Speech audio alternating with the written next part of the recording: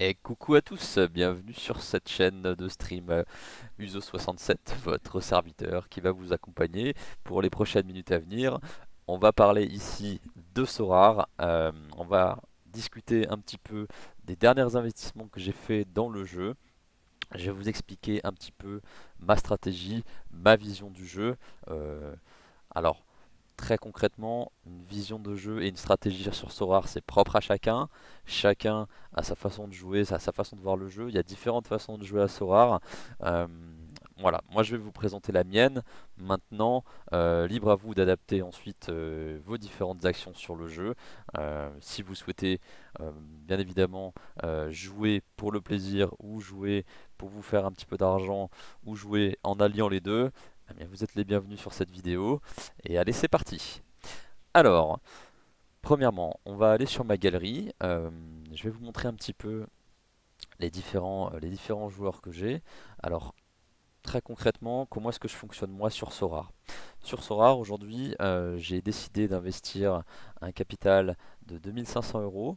Et avec ces 2500 euros, aujourd'hui, ce que j'ai fait, c'est que j'ai investi sur beaucoup de joueurs que j'estime ayant du potentiel. C'est-à-dire que si on fait un tri, par exemple, de ma galerie sur les jeunes joueurs, eh bien, on va voir que sur la globalité, hein, alors, attendez, je vais filtrer sur les joueurs limited, puisque je ne joue que en limited. Euh, sur les joueurs limited, vous voyez que là, j'ai quand même pas mal de joueurs, et j'ai à peu près, euh, allez, un tout petit peu plus que 2 pages de joueurs, hein, ce qui représente à peu près, je dirais, entre 70 et 80 cartes. Donc sur ces joueurs-là, si on filtre par âge, par exemple, on va prendre les joueurs de moins de 23. euh, Vous voyez qu'il y a quand même une grande quantité de joueurs, hein. Vous avez voilà, une page complète de jeunes joueurs. Donc quasiment la moitié de ma galerie, ce sont des jeunes qui ont 23 ans ou moins. Alors pourquoi est-ce que je fais ça? Aujourd'hui, la façon de jouer que j'ai, c'est capitaliser sur le futur, sur les performances de ces futurs joueurs. Donc vous avez dans ces joueurs-là des joueurs qui sont des habitués et des titulaires, comme Kelvin Yeboah par exemple, qui est une des dernières acquisitions que j'ai eues, qui est un excellent scoreur. Euh, Comme vous pouvez le voir, je vais vous le mettre sur Flash Résultat. Euh, Kelvin Yeboah, c'est quand même une valeur sûre de cette ligue autrichienne, hein, de cette première Bundesliga. Vous voyez au niveau des résultats, ça score, hein, ça marque, ça marque, ça marque. C'est un excellent joueur. C'est un joueur qui, de surcroît, est sélectionné en équipe nationale d'Italie. Donc c'est un joueur qui a une perspective internationale, donc qui pour moi peut percer et peut être recruté aussi dans des grands clubs européens. Donc s'il continue de performer comme ça, alors on a eu un petit passage à vide là, il y a eu des matchs internationaux, mais voilà, c'est sur la durée, c'est quand même un joueur qui score et on voit sa montée en puissance, hein, puisque voilà, au milieu d'année 2020, il commençait à mettre quelques petits buts, et puis là, depuis mi-année 2021, il commence vraiment à performer et à marquer vraiment beaucoup de buts, quoi. Donc voilà, typiquement ce genre de joueur-là, c'est un joueur pour moi qui a vraiment du potentiel. Alors effectivement, c'est un joueur qui vaut cher, mais qui pour moi a vraiment le potentiel pour exploser. Euh, Dans la partie stratégie de joueurs, de jeunes joueurs, alors effectivement, les joueurs qui ont le plus, on va dire, de potentiel de gain et de vous permettre de gagner des sous, ça va clairement être soit les gardiens, soit les attaquants, puisque ce sont aujourd'hui sur le jeu les joueurs qui ont le plus de valeur. Donc si on prend par exemple les gardiens, j'ai ici acheté quelques gardiens qui sont aujourd'hui des jeunes gardiens, mais ce sont des gardiens qui sont remplaçants sur le banc. C'est-à-dire qu'ils sont pas dans la réserve, ils sont sur la feuille de match et donc du coup ils auront l'opportunité à un moment donné d'avoir du temps de jeu, que ce soit pour des matchs de coupe ou pour des matchs amicaux, et ça va leur permettre justement de garder cette place et de montrer leur valeur. Et donc dès lors qu'un gardien titulaire quitte un club, que ce soit à la mi-saison ou à la fin de saison, ces joueurs-là auront de fortes chances de récupérer le poste de titulaire euh, et du coup de monter en valeur. Et ce sera aussi le cas si le gardien principal de chacune de ces équipes est blessé. Hein. On prend Verbruggen par exemple. Hop, Bart Verbruggen à Anderlecht. Voilà, alors là sur les amicaux, il n'était pas dans l'équipe. On voit qu'il était pas mal sur le banc. Il a déjà aussi joué fin de saison dernière à Anderlecht, donc c'est clairement un gardien qui a du potentiel. Voilà. Alors pour d'autres joueurs, par exemple, je vais vous parler un petit peu de Abdul Tapsoba, qui peut-être pour vous est connu. Moi personnellement, c'était un joueur complètement inconnu euh, jusqu'à ce que je commence jusqu'à ce que je tombe sur sa carte en fait, hein, sur Sorare Data. Euh, et donc Tapsoba, par exemple, c'est un joueur très jeune, de 19 ans, qui joue au Standard de Liège, qui vient du Burkina Faso. Et donc du coup, Tapsoba, je l'ai acheté, euh, si je vous dis pas de bêtises, hop, hop, hop, hop, je l'ai acheté il y a 12 jours. Je l'ai acheté il y a 12 jours. Alors je l'ai acheté en faisant en fait une erreur, mais qui du coup n'est pas une erreur, c'est que je l'ai acheté parce que il y avait des matchs internationaux et je savais que le Burkina Faso allait jouer contre Djibouti. J'étais persuadé que la Coupe du Monde en Afrique faisait partie de la Games Week, mais pas du tout en fait. Pas de chance. Mais c'est pas grave parce que ça reste quand même un attaquant qui joue au Standard de Liège, qui a eu du temps de jeu.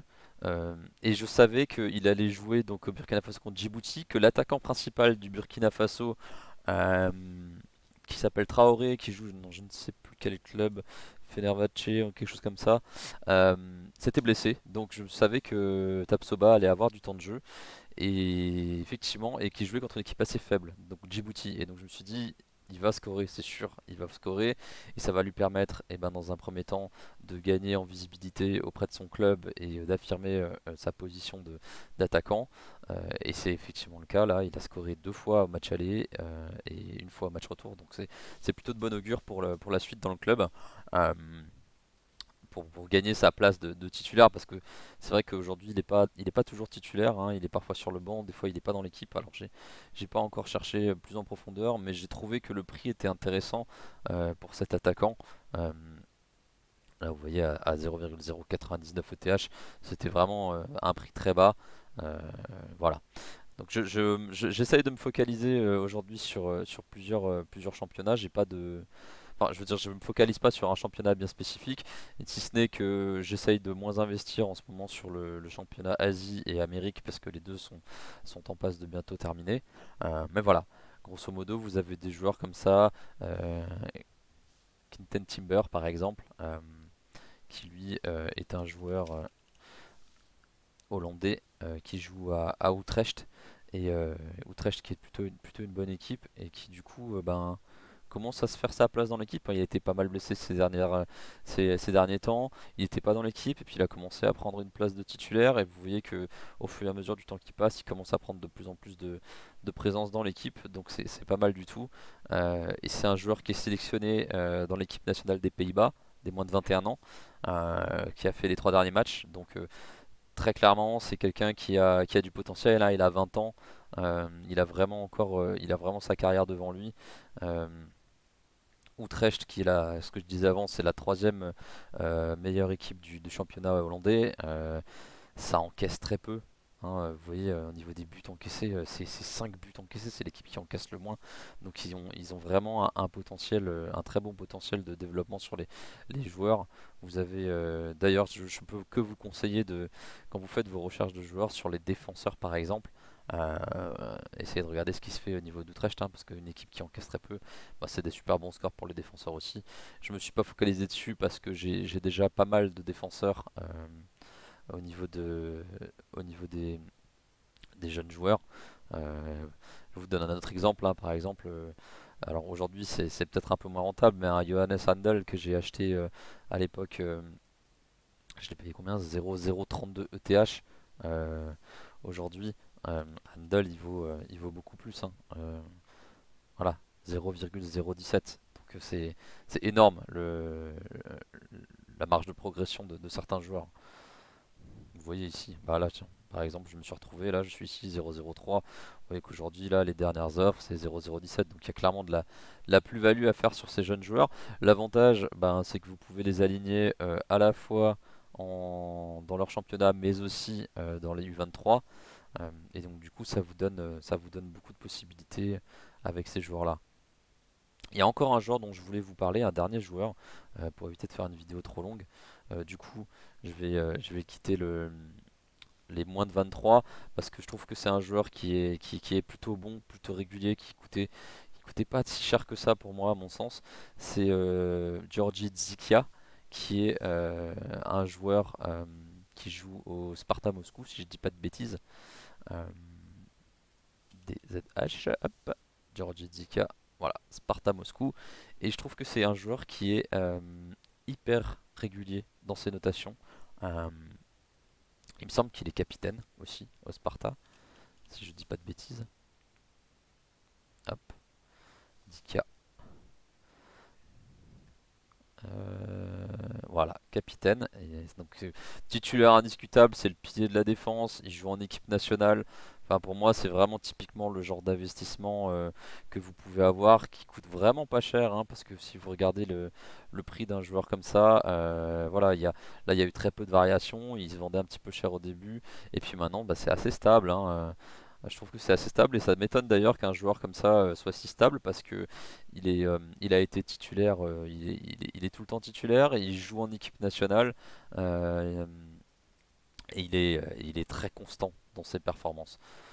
Donc voilà, c'était un petit aperçu sur quelques joueurs. Si ça vous a plu, n'hésitez pas à mettre un pouce bleu, ça m'aiderait beaucoup parce que c'est ma première vidéo en tant que YouTuber, pardon. Et puis, ben, au-delà de Sorare, je fais aussi parfois des pronos sur les paris sportifs. Je suis un gros fan de paris sportifs, j'en fais beaucoup depuis maintenant 3 ans. Donc j'ai un lien que je vais vous mettre dans la vidéo Twitter sur lequel vous pourrez me suivre, sur lequel je donne des pronostics, je donne des avis sur Sorare. Et puis si jamais Sorare vous intéresse et que vous ne connaissez absolument rien, je reste disponible bien sûr dans les commentaires. N'hésitez pas à m'écrire ou à me contacter sur Twitter. Je serai disponible pour vous, pour discuter, etc. Et je vous mets aussi le lien d'affiliation Sorare si vous n'avez pas encore de compte et que cela vous intéresse. C'est hyper intéressant dans le sens où si vous utilisez mon lien de parrainage sur Sorare, vous recevrez au bout de 5 enchères une première carte limited. Alors bien évidemment, ça a aussi un avantage pour moi parce que je vais en recevoir une, mais c'est du donnant-donnant et du coup c'est vraiment un bonus euh, devant lequel il ne faut pas passer quand on commence sur Sorare. Voilà. Et bien écoutez, d'ici là, je vous souhaite de bien vous porter, passez une bonne journée, et puis à bientôt. C'était Uzo67. Ciao ciao.